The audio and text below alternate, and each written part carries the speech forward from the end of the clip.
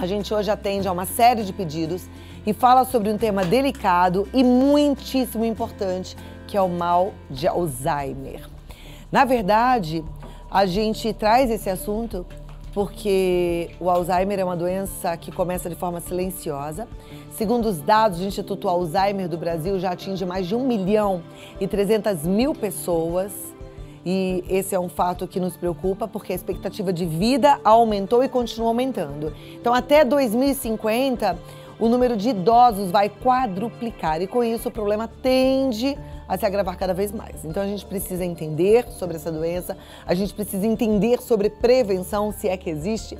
E, para isso, a nossa produção convidou o Dr. Tiago Mônaco, que é geriatra. Ele é professor doutor da disciplina de geriatria da Faculdade de Medicina Uninove. E a nossa amiga está sempre aqui com informações muito pertinentes. Seja muito bem-vindo, Dr. Tiago Mônaco. Obrigado. É uma honra te receber, honra viu? Minha, obrigado. E olha, só para lembrar, o nosso WhatsApp está à sua disposição no 011 950 45 18 40. Você participa, manda sua pergunta, o Dr. Tiago vai ter depois a oportunidade de responder. Então, o negócio é a gente prestar atenção, entender a doença. Hoje a gente já sabe que tem um número de idosos precisando de cuidados, mas a tendência realmente é crescer, né? Tendência de aumento. Pelo menos nos países em desenvolvimento como o nosso, ainda não existe nenhuma tendência de diminuição. Doença de Alzheimer é fundamentalmente predominante entre idosos. O próprio envelhecimento da nossa população, que é uma grande conquista, acaba sendo um grande desafio por causa da doença de Alzheimer, que é um dos maiores desafios ao envelhecimento saudável hoje no Brasil. A gente já conversou bastante sobre Alzheimer aqui no programa. Quem acompanha o programa todos os dias já teve a possibilidade de aprender um pouco sobre essa doença, mas sempre eu tenho a informação de que é uma doença que ainda não tem aí um tratamento de fato comprovado, eficiente. Existem vários testes, né? A medicina não para de estudar sobre isso, é verdade? Sem dúvida. Uma coisa importante, Cláudia, que você fala, o fato de termos poucos medicamentos e poucas novidades no mercado mundial, só para ter um exemplo, a última droga que foi aprovada especificamente para tratamento de Alzheimer é basicamente de 2000, 2002, de lá para cá já foram testadas mais de 300 drogas e nenhuma nova foi aprovada, né? Estou falando da memantina, né? No entanto, os estudos não param, né? É que a dificuldade mesmo existe. Primeiro que uma década e pouco atrás, sabíamos muito menos sobre a doença de Alzheimer. Então, primeira coisa que eu quero dizer para todos, sobre o mecanismo da doença, que ainda não é completamente elucidado, eu diria que nos últimos 15 anos nós aprendemos muito mais do que em todos os 100 anos anteriores dessa doença. Então, nós já temos alvos, né, até moleculares, de onde que a gente quer tentar interferir para bloquear a doença. Nós já temos medicamentos que nos modelos animais de doença de Alzheimer chegaram a ou bloquear a progressão da doença ou, dadas antes do surgimento da doença em modelos em camundongos, conseguiram impedir a progressão da doença de Alzheimer. Então, sabemos muito mais do que sempre soubemos. Temos um medicamento, inclusive, terminando suas últimas fases de estudo, outro na penúltima fase de estudo, ambos em humanos. Então, assim, em termos de tratamento, no nível da pesquisa, caminhamos a passos largos. Em termos de remédio disponível no mercado, nós estamos em 2002 ainda. 15 anos atrás. O que é uma pena, né? E toda a classe médica concorda. A gente até conversou com o oncologista, Dr. Drauzio Varela, e ele também fala o que pensa sobre essa doença. Aliás, vamos compartilhar com a turma que está em casa. Pode rodar.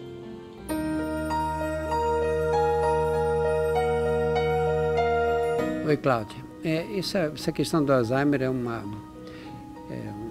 dos grandes mistérios ainda da medicina atual. A gente sabe identificar, tem critérios de diagnóstico, não é aquela ignorância que havia no passado. E é um desafio não só da medicina, mas um desafio da sociedade. Como é que você vai lidar com essa grande massa de pessoas que vão perdendo a memória e que vão se tornando cada vez mais dependentes, né? Quem vai cuidar dessa gente toda?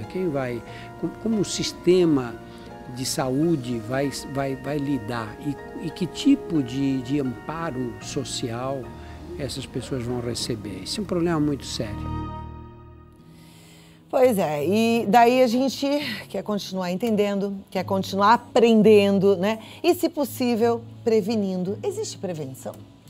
Então, o interessante que vale a pena destacar, inclusive em relação a esse comentário difícil do Dr. Drauzio, né? Quer dizer, como que se há de cuidar de tantos casos? Mundialmente, Cláudia, são 30 milhões, né, de pessoas com a doença de Alzheimer. Então, como prevenir?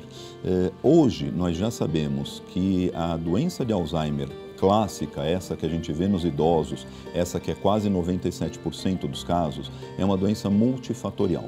Multifatorial por quê? Porque o nosso cérebro procura impedir o processo de Alzheimer de se instalar e de progredir. Para isso, ele tem que estar saudável. Então, já sabemos que fumo, falta de exercício físico, má alimentação, especialmente ricas de gorduras insaturadas, bem como hipertensão, bem como diabetes, tudo isso reduz a saúde cerebral e aumenta o risco da doença acontecer. Existem grandes estudos epidemiológicos, ou seja, populacionais, que foram feitos mundialmente, que criaram uma estimativa. Só para a gente ter ideia, esses fatores eles estão tão ligados ao surgimento da doença que estima-se que se eu conseguisse pegar todos esses fatores que a gente citou e reduzir 1/4, 25%, né? Então, de cada 4 pessoas eu tivesse uma a menos com esses fatores de risco, estima-se que eu poderia reduzir o Alzheimer a 50% no mundo, né? Que seria Agora, maravilhoso. seria maravilhoso. Estamos falando de milhões de pessoas a menos com essa doença, né? Agora, tem que ser antes do surgimento, né? Tem que ser precoce, desde sempre. Ok. A pessoa que vai desenvolver a doença, ela dá alguns indícios? Então, ela dá alguns indícios quando já está desenvolvendo, né? Como você mesma disse no começo do programa, a doença de Alzheimer, no início, ela é uma doença silenciosa. Nós temos estudos com autópsia de pessoas que se voluntariaram, doaram os corpos à ciência, né? E que faleceram saudáveis do ponto de vista neurológico e que a autópsia mostrou que já tinham Alzheimer, né? Ou seja, iriam, se tivessem continuado vivas, desenvolver a doença. Já sabemos que a doença já se instala no nosso cérebro anos ou até década antes dos primeiros sintomas. Então, a verdade existe um estágio 100% silencioso da doença de Alzheimer, que nós ainda não temos como detectar. Esse é um outro desafio de pesquisa científica. É isso que eu estava pensando, não tem, né? porque se ela está instalada no cérebro, não teria uma ressonância, uma tomografia, nada que pudesse detectar. É o que se está tentando, né? Um dos estudos que estão mais avançados nesse sentido é justamente uma ressonância que consegue detectar a substância que se acumula patologicamente, né, de forma anormal, né? Então seria como se fosse uma ressonância que é uma autópsia virtual, né? Ela consegue olhar dentro do nosso cérebro e detectar o que se detectou nessas autópsias. É promissor. Acreditamos que vai conseguir trazer o diagnóstico para antes dos sintomas. Ainda não temos para uso clínico, mas pode ser uma questão de poucos anos. Ok. Né? Tem muita gente que fala que alguns alimentos, eles são causadores da doença de Alzheimer. Por exemplo, eu já ouvi falar, quem come quibe cru, quem come carne crua, carpaccio, tem maior probabilidade de ter Alzheimer. É verdade isso? Não é. É mito? Sim, talvez a confusão seja por conta daquelas chamadas encefalopatias esponjoformes, que a mais famosa é aquela doença da vaca louca, né? A doença da vaca louca, ela é uma doença totalmente diferente do Alzheimer. Ela é uma doença de um grupo raríssimo, no qual a gente come uma proteína, essa proteína não se desfaz no nosso organismo, ela vai parar no cérebro e ela causa uma multiplicação de cópias dessa mesma proteína. Ela não é um vírus, não tem classificação para isso, não é uma forma de vida, né? É uma proteína que causa essa doença e é uma proteína que, se fizermos o cozimento da carne, ele destrói. né? Agora, é importante notar que a fonte de carne, né, os bovinos, o gado, ele também adoece, né? Então, eu teria que comer a carne do gado doente. O gado saudável, que está examinado, isso em tempos de denúncias de carne é importante dizer, né? O gado que está saudável, ele é livre disto, né? E os veterinários conseguem identificar quando isto existe. Então, comer a comida crua do gado saudável não vai trazer a doença da vaca louca, né? Que é uma doença, é uma forma de demência, portanto é semelhante ao Alzheimer, né? Mas não vai trazer, eu teria que comer uma carne infectada. Ok. Aquela história de beber vinho toda noite, eu queria que todo mundo prestasse atenção nisso, até porque o índice de alcoolismo entre os idosos está aumentando, o que é uma preocupação grande, mas foi muito difundida há algumas décadas. Então, as pessoas falavam, tem que tomar uma tacinha de vinho toda noite. Isso é verdade? Então, você mesma disse, o grande perigo do álcool, né? É verdade, especificamente, nem tanto Alzheimer, né? Existem alguns estudos com dados controversos, né?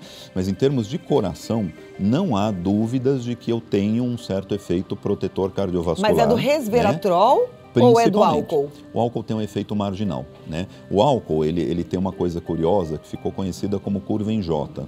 Curva em J por quê? Para você imaginar um gráfico com 0 álcool, eu tenho um certo risco. Um mínimo de álcool diário, esse risco cai um pouquinho. Mais um mínimo a mais já empatou. A partir daí, eu multiplico os riscos do consumo do álcool. Então a palavra o perigo moderação. Porque aí de repente se você começa com uma tacinha toda noite, isso pode crescer, porque o alcoolismo é uma doença progressiva, então aí tem um alerta também, acho que a gente precisa ficar bem atento. Agora, conhecer a doença e aprender um pouquinho sobre como lidar a doença, eu sei que ameniza muito o sofrimento da família, né? Porque a família sofre com a pessoa que tem o mal de Alzheimer, né? Enfrenta uma série de dificuldades. Sem dúvida. A gente deve alertar essa pessoa que está doente de que ela está perdendo a memória, ou a gente deve entrar naquela história e não criar essa angústia? Perfeito, mamãe, por que você está falando isso? Você já me falou várias vezes. Ou hoje você não colocou a roupa adequada. Como é que é o comportamento ideal? Perfeito, depende, porque o Alzheimer tem fases, né? A fase na qual o Alzheimer ele é realmente diagnosticado já é a fase em que eu estou com um comprometimento razoavelmente grave, tá? Então, nesta fase, a pessoa ela já tem que ter aquela autonomia protegida. Ela já não estará trabalhando sozinha, fazendo coisas absolutamente sozinhas, né? Neste sentido, ela pode até não precisar saber da doença. Talvez não haja necessidade, e frequentemente a minha opinião é de que não há a necessidade de impor um sofrimento constante. E vai além da doença, né, Cláudia? Eu tenho casos no consultório, por exemplo, de portadores do Alzheimer que esquecem que perderam os seus cônjuges, né? E ao perguntar e receber a notícia, eles vão ter o sofrimento como se fosse da primeira vez, né? E aí eu pergunto, né, de que vale eu dar a notícia da morte da esposa ou do esposo de alguém, né? Repetidamente, ver essa pessoa sofrendo repetidamente. Para fazer sofrer várias vezes, né? Várias vezes. Então, muitas vezes eu oriento, fala que viajou. É verdade. Viajou, a pessoa esquece, evitar não é? o sofrimento, né? Eu acho. Existem pessoas que lidam com o Alzheimer de forma muito inusitada, diferente, alguns até de forma muito divertida. A gente já teve a oportunidade de mostrar aqui no programa um neto que curtia a avó com muita diversão, com muita alegria, de forma lúdica. Hoje, por exemplo, eu recebi uma mensagem e tem um Facebook que inclusive é mãe de uma querida nossa, que é a Roberta Ometec, e o irmão criou um Facebook muito interessante, onde eles também compartilham um pouco desse cuidado do dia a dia, da rotina, que vale a pena até você que está querendo entender mais sobre essa doença entrar lá, curtir a página, que é o Dona Isa Histórias para Compartilhar, lá no Face. Dona Isa Histórias para Compartilhar. Tem até tem aí o print? Deixa eu mostrar. Porque é legal isso também, né? A gente entender como é que as famílias lidam, dá pra gente força, não é? Sem dúvida. Olha, Cláudia, a família sempre sofre, tá? A princípio, né? E a pessoa que tem Alzheimer, se ela estiver bem cuidada, tiver aquele mundo, que muitas vezes é um mundo irreal, né?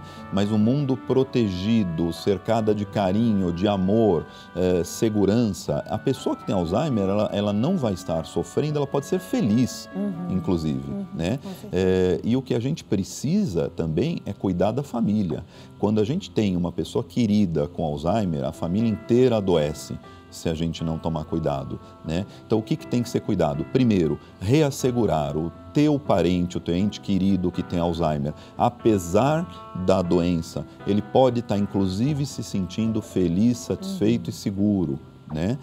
Isso já é um conforto para nós, como familiares. E, ao mesmo tempo, entender que coisas que têm muito significado para nós, por exemplo, eu já te disse, pai, que o senhor já almoçou ou já me fez. Isso tem menos significado para alguém que está perguntando pela 10ª vez, porque já esqueceu as outras 9 vezes que perguntou. Então, se eu simplesmente responder pela 10ª vez, a pessoa simplesmente vai ter a dúvida sanada naquele instante, sem sofrimento. E, ao mesmo tempo, se eu entender é próprio da doença e ele não está sofrendo, eu posso me preparar para responder 10 vezes a mesma pergunta sem um peso muito grande, né? Eu acho que é mais amor, menos julgamento, é mais aceitação, né?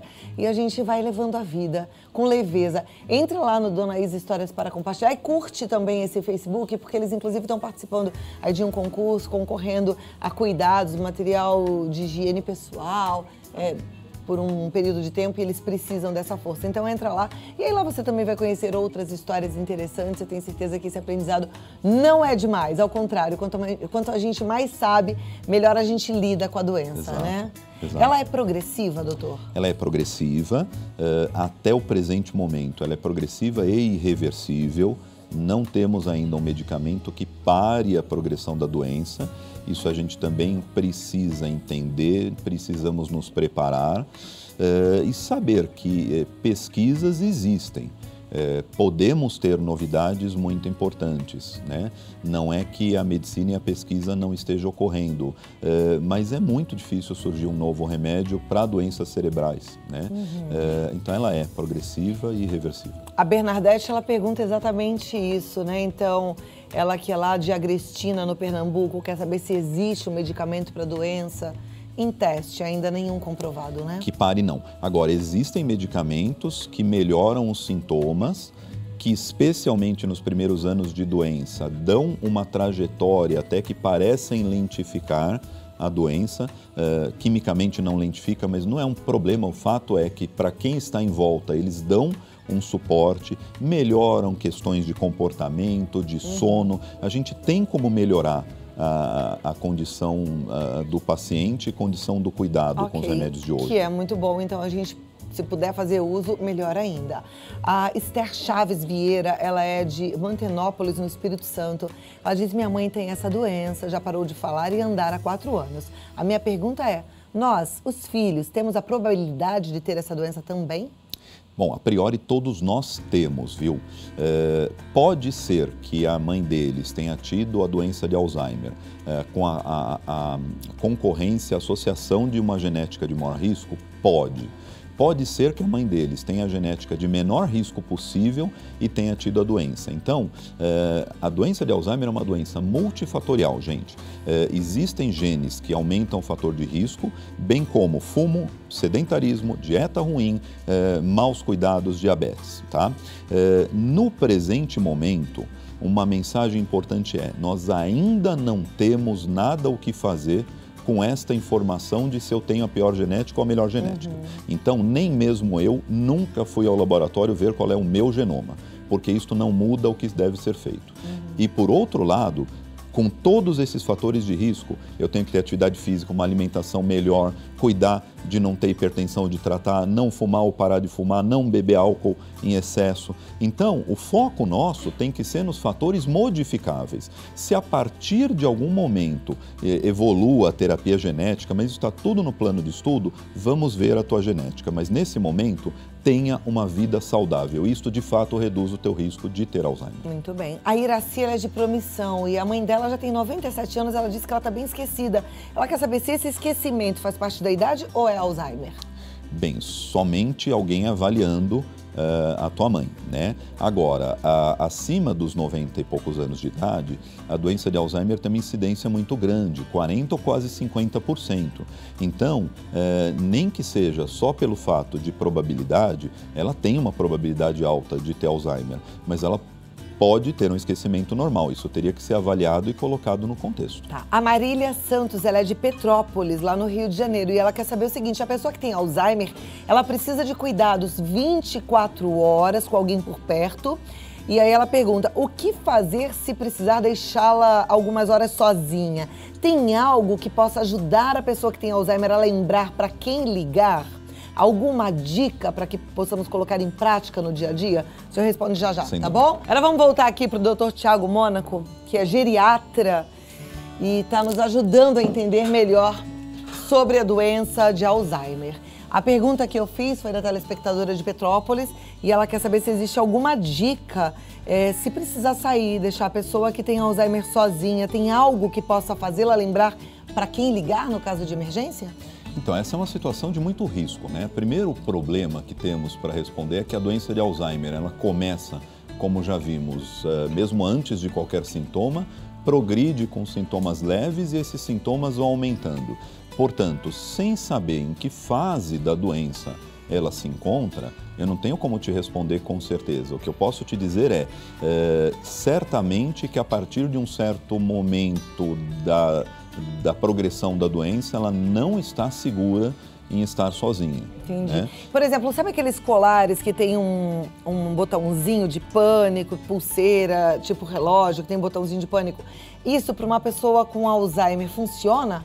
Ela vai lembrar? Pode esquecer de apertar. Ela pode esquecer de apertar. Pode esquecer, né? Não existe uma garantia. Não, o que eu tenho visto, primeiro, em quadros leves, que a pessoa desde o comecinho já foi treinada, por exemplo, a olhar bilhetes e consegue ainda manter uma rotina. Isto a gente sempre reavaliando se isto está continuando a acontecer, né? Porque em algum momento vai parar. O ambiente todo seguro, pessoa não tendo como sair, mas ainda assim super perigoso de estar sozinha, talvez monitorada por câmera, mas não é seguro, né? A gente sabe que não é ideal. O ideal é o paciente estar acompanhado. Ok. A nossa telespectadora aqui de São Paulo, ela fala, eu estou com esse problema depois de um acidente muito grave. O que eu posso fazer para melhorar? Leitura é bom, porque eu esqueço até da leitura. Tem pessoas que pensam que eu estou com má vontade. Olha, pelo que entendi, ela entende que tem Alzheimer depois de um acidente. É altamente improvável, isto não é uma causa do Alzheimer, tá? O que pode acontecer a pessoa pode ter tido um trauma que tenha causado outras causas de esquecimento, com trauma de sistema nervoso central. A pessoa pode estar desenvolvendo eventualmente uma depressão por conta do sofrimento do acidente e está ou funcionando um pouquinho pior ou acha que está um pouco pior, né? Até porque, via de regra, doença de Alzheimer, a pessoa costuma não perceber que esquece. Então, eu acho muito improvável que alguém que conseguiu assistir o nosso programa, mandar a mensagem de forma adequada, tenha sintoma de doença de Alzheimer. Deve ser Agora, alguma se outra coisa. for um problema de esquecimento causado pelo trauma e algo que afetou o sistema nervoso central, a leitura é um bom exercício?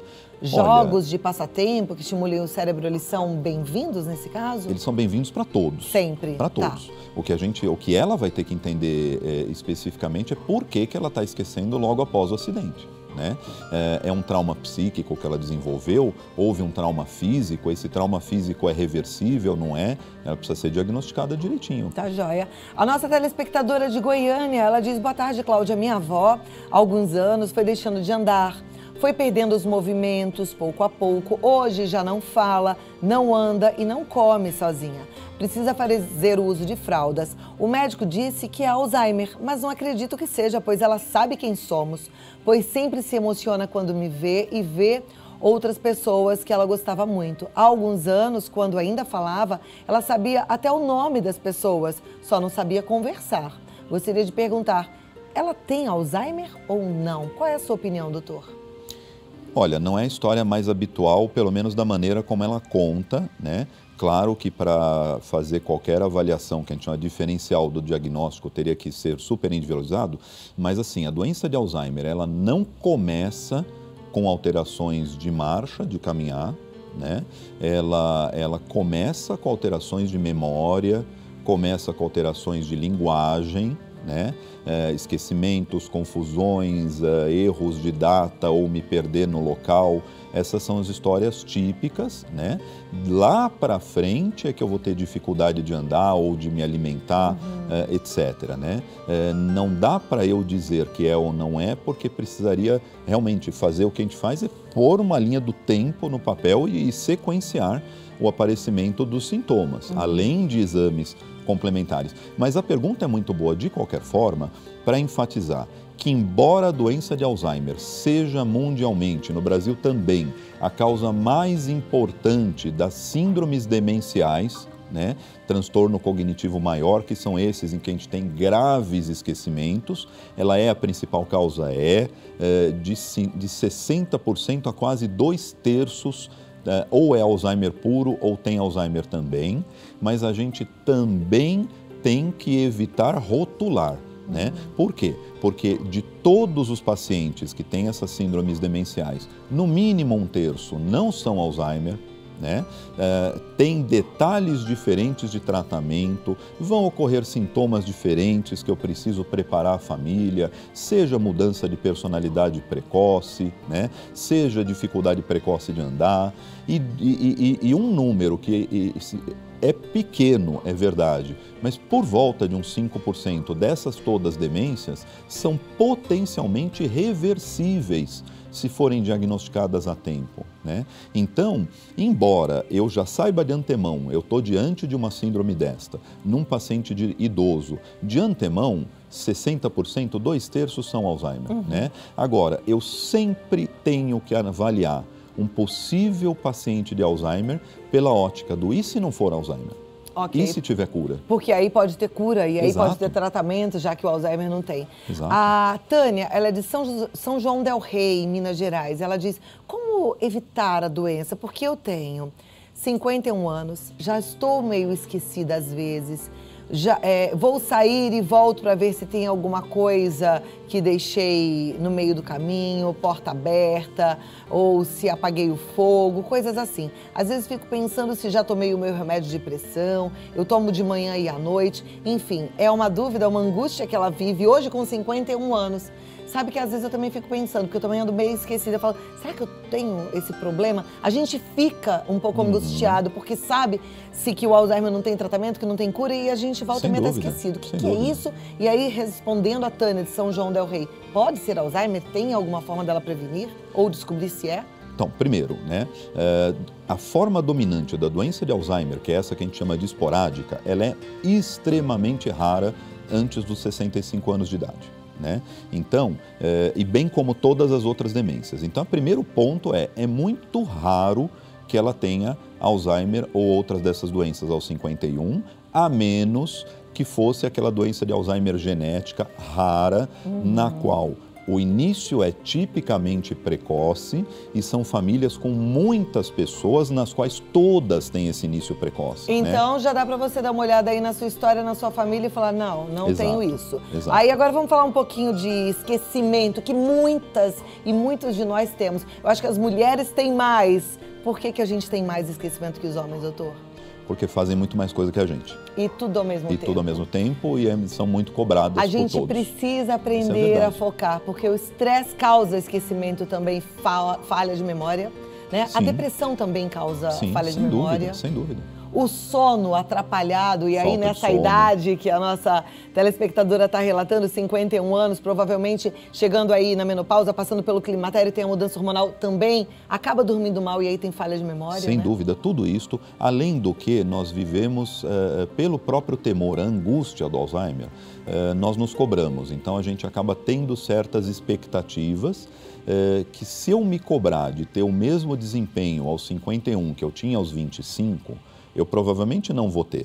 Isso não significa um desempenho atrapalhado. Isso significa que um desempenho normal aos 51 não é igual ao desempenho normal de 25, né? Então, às vezes, a pessoa está simplesmente se cobrando demais. Um conselho que tranquiliza, ela precisa buscar ajuda, né, especializada, testar esta memória. Memória e raciocínio, etc., são testáveis, né? O psiquiatra, o geriatra, o neurologista, nós sabemos fazer testes que mostram se o seu desempenho cognitivo está adequado para a sua idade, né? Na minha opinião, o mais provável é que ela vai descobrir que está. Isto vai tirar um peso da cabeça dela. Isso é maravilhoso, viver sem peso, sem essa preocupação. Também responde a Kátia, de Uberlândia, também aí em Minas Gerais. Obrigada pela sua participação também, Kátia. A Jussara Marques, ela falando, Cláudia, parabéns pelo programa, sempre ajudando a todos. Esse é o nosso desafio aqui, né? A gente procura temas que possam ajudar. O nosso telespectador ou telespectadora aqui de São Paulo está perguntando, essa doença, doutor, pode deixar o paciente muito magro? Sim. Doença de Alzheimer em estágios mais finais, ela é uma doença que faz a pessoa perder peso, né? Ela cria, inclusive, aliás, todas as demências em estados muito avançados, eles vão desgovernar toda a nossa... desregula todo o eixo hormonal. Então, nós fazemos um estado de catabolismo, de consumir. Agora, na doença de Alzheimer, no começo dela, pode acontecer, por exemplo, da pessoa esquecer que comeu, da pessoa não querer se alimentar, da pessoa não querer comer aquilo que ela não aprecia tanto, que às vezes a gente se força, por exemplo, a ter uma dieta boa, por querer cuidar da saúde, às vezes o paciente não quer mais se cuidar. Então, no começo da doença de Alzheimer, o paciente, do ponto de vista do organismo, tem toda a condição de manter o peso e manter a saúde física, mas ele pode não estar querendo ou aceitando comer direito. Leve este problema ao médico, né? Ou a nutricionista, ou a gente vai mexer na dieta, ou vai ter que criar estratégias para a pessoa voltar a comer bem. Respondeu sua pergunta, Neuza. Aliás, obrigada a todos vocês que perguntaram, depois perceberam que a gente já falou sobre o assunto e aí me ajudam aqui falando, não precisa mais perguntar, já entendi. É o caso da nossa telespectadora de Suzano, muito querida, muito obrigada, viu? A Maria da Glória, ela gostaria só de ter a certeza do seguinte, na família dela, a mãe tem, as tias têm, ela pergunta, eu tenho uma maior chance de ter? Então, possivelmente, né? Porque assim, a gente sempre vai ter que se perguntar, é coincidência que as irmãs tiveram Alzheimer ou elas têm algum risco genético a mais? Às vezes a gente se confunde, porque muitas vezes algo que a gente também faz em família é ter bons hábitos ou maus hábitos. Então, às vezes, a gente se depara com uma família em que 3 irmãos tiveram Alzheimer e vai ver um fator de risco genético pequeno, mas às vezes foram 3 irmãos que foram hipertensos, diabéticos, dislipidêmicos e não se exercitaram, né? Então, família tem genética, mas tem estilo de vida em comum.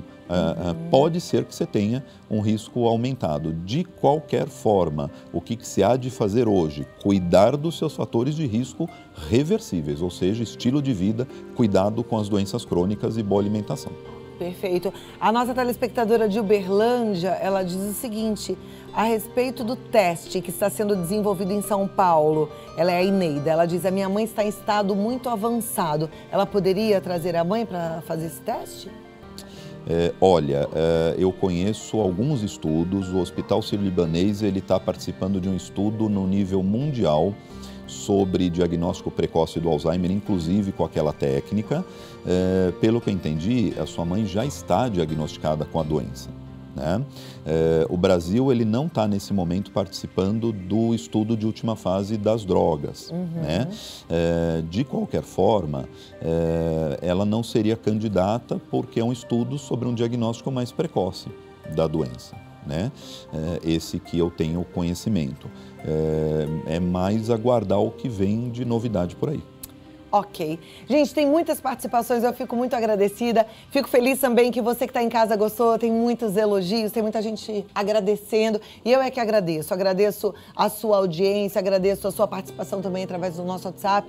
E eu espero que a gente possa pescar aqui, reter e praticar aquilo que o doutor ensinou pra gente, que é cuidar mesmo da nossa alimentação, da nossa atividade física, que não é assim, eu gosto ou não gosto de fazer exercício, é uma questão de ter que fazer exercício, então a gente precisa aprender a gostar, né? É igual escovar dente. Eu não gosto de escovar dente. Não existe isso, a gente tem que escovar os dentes. Então a gente tem que aprender a gostar, tem que escovar, é inegociável. Eu nem sei se existe essa palavra, mas é inegociável. Tem que fazer exercício físico. Nem que seja uma caminhada em volta do quarteirão, dá umas agachadas, pega um saco de arroz, porque o nosso músculo, o nosso corpo, as nossas articulações, eles precisam desses estímulos, tá bom? Então leva a sério tudo isso. E aí, a gente falou de leitura, dos jogos, e o doutor falou muito bem, tudo isso é muito bom, é muito positivo. Então vamos praticar, não vamos deixar o cérebro parado, não. Eu sei que muita gente já parou de trabalhar, se aposentou, mas vamos exercitar a cabeça, né? Sem dúvida, isso é importante. Sem dúvida. E ser feliz, né, doutor?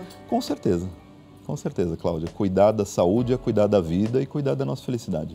Doutor Thiago Mônaco, ele está no envelhecerbem.com, entra no site que tem mais informações, ou através do telefone 011 50 51 55 72.